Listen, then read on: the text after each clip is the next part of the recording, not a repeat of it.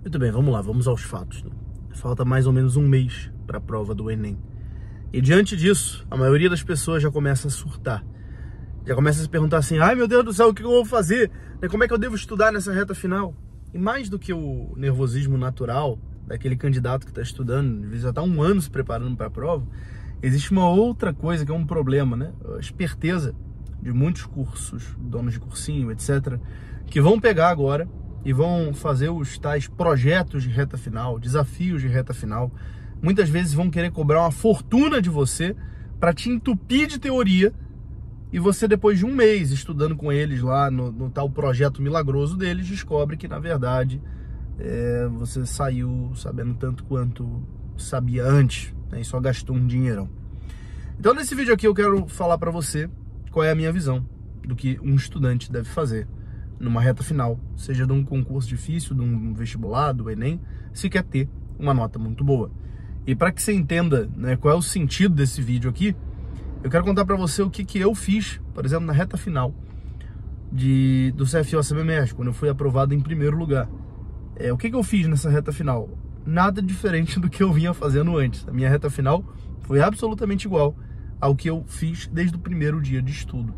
A minha filosofia de estudos é a seguinte: você deve estudar desde o primeiro dia como se você já estivesse numa espécie de reta final.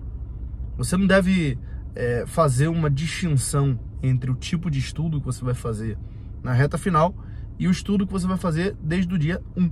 Por quê? Porque todo estudo está baseado num negócio que eu chamo de ciclo da aprendizagem. Quem é meu aluno na Forja Estudante Aprovado já sabe isso de cor. Entender, praticar e aprender. Isso que eu estou falando aqui é a forma como o seu cérebro consegue processar as informações para que a aprendizagem ocorra. Isso vale para a aprendizagem de uma arte marcial, isso vale para a aprendizagem de uma língua estrangeira, isso vale para a aprendizagem de uma habilidade como desenvolvimento, programação, isso vale para qualquer coisa que você queira aprender. Tudo vai passar pelo ciclo da aprendizagem. Entender, praticar e aprender. Nessa reta final, se você não usou isso até aqui, vamos lá, passe a usar a partir de agora. Como é que você faz? No ciclo da aprendizagem que eu proponho, é o seguinte: o primeiro passo que a gente tem que trilhar é o entendimento. Esse entendimento é a fase de ser aluno. Todo mundo tem que ser aluno, você não pode parar nessa fase de aluno. Nesse entendimento, você vai assistir uma aula, né? Você vai ler um PDF, vai ler um resumo, etc. Mas você não vai assistir aquela aula com a esperança de aprender tudo do conteúdo, que é o que a maior parte das pessoas fazem.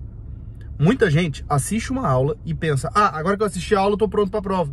Isso faz tanto sentido quando sentar numa arquibancada, numa piscina olímpica, ver o pessoal nadando, e depois que você viu 10 pessoas nadando para um lado para o outro, você fala, agora eu já posso competir, já posso ir para a Olimpíada, né? Eu já vi o pessoal nadando, já entendi como é que funciona.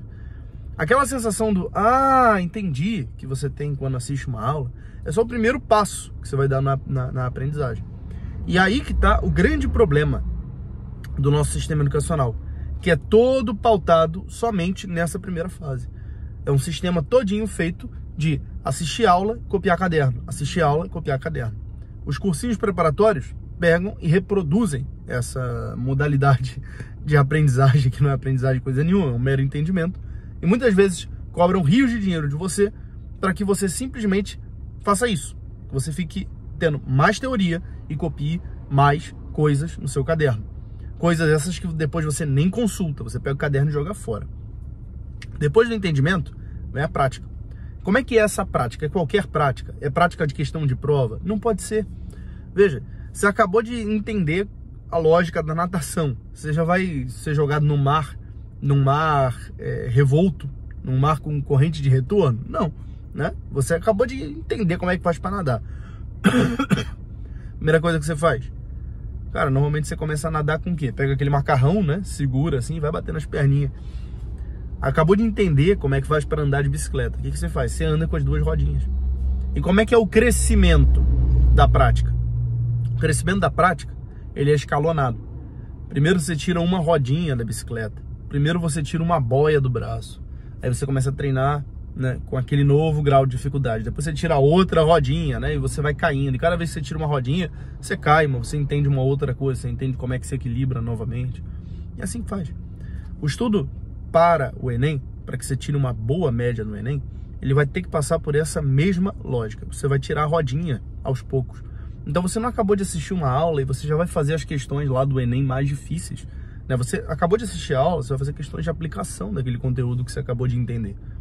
Questões de aplicação são aquelas questões que pegam exatamente aquele conteúdo e fazem uma pergunta para você, para que você fixe esse conhecimento.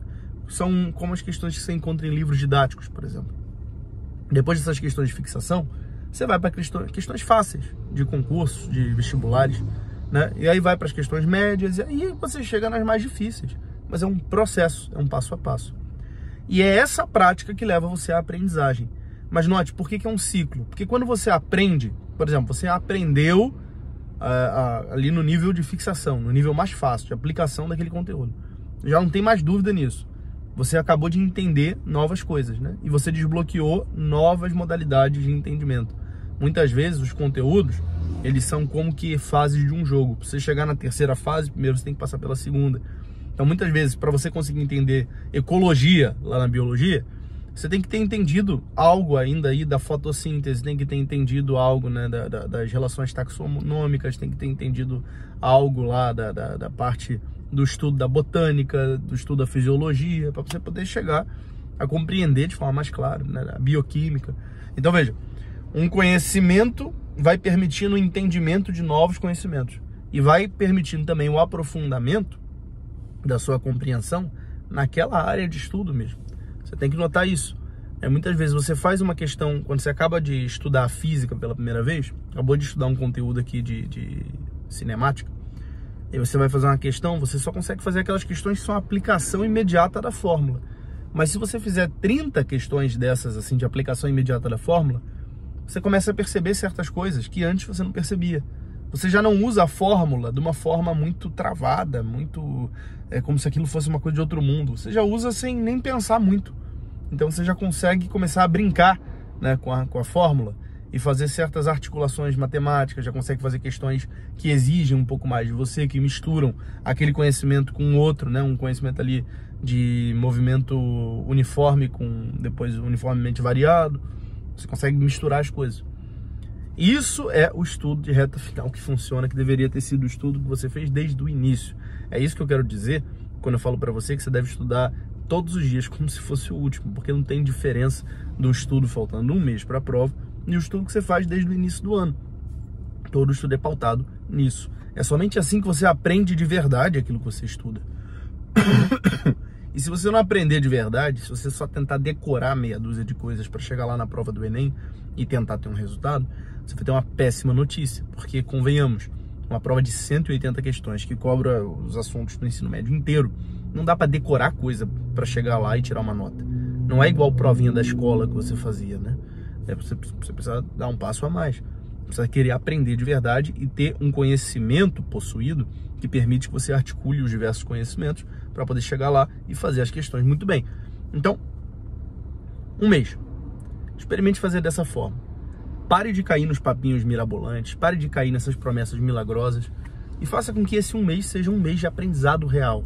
E você vai ver que é possível aumentar consideravelmente a sua média no Enem fazendo isso. Consideravelmente, porque você vai acertar muito mais questões, que você vai ter aprendido de verdade. Durante um mês você vai ter estudado de verdade.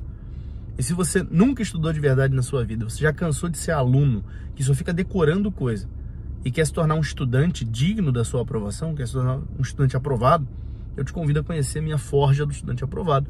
O link está aqui embaixo na descrição, que é exatamente o treinamento que eu pego você pela mão e te mostro o caminho das pedras para aprender tudo o que você precisa aprender e mais do que isso, para ter constância, para ter disciplina, para ter aquelas bases que são fundamentais para que o estudo ocorra. Então, o link está aqui embaixo na descrição e eu te espero lá. Forte abraço para você, fica com Deus, até o próximo vídeo.